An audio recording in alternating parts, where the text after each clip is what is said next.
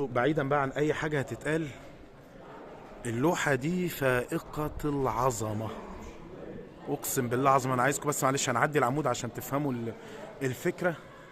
مصر صناعة الحضارات بلا منازع. بصوا اللوحة عاملة ازاي.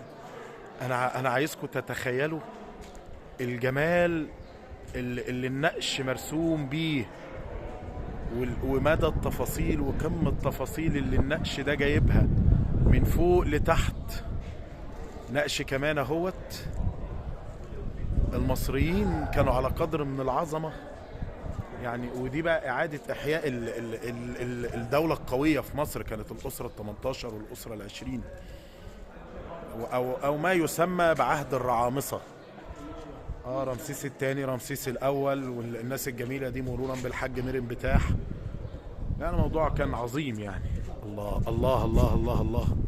بص بص بص بص بص, بص. حسب مستقبل الموضوع. طبعا احنا الراجل اللي بيتصور ده على عيننا وعلى راسنا، بس مش ده المقصود يعني. المقصود الالوان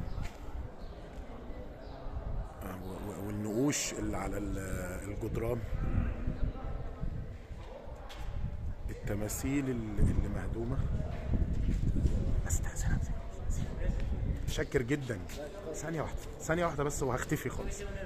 متشكر جدا. بصوا ايه العظمه. الله بقى بصوا هنا بقى احنا بنتكلم في رتم تاني من العظمه. الصوره ملونه على فكره، انا هدخل اخدها من جوه عشان ملونه، بس عظيمه.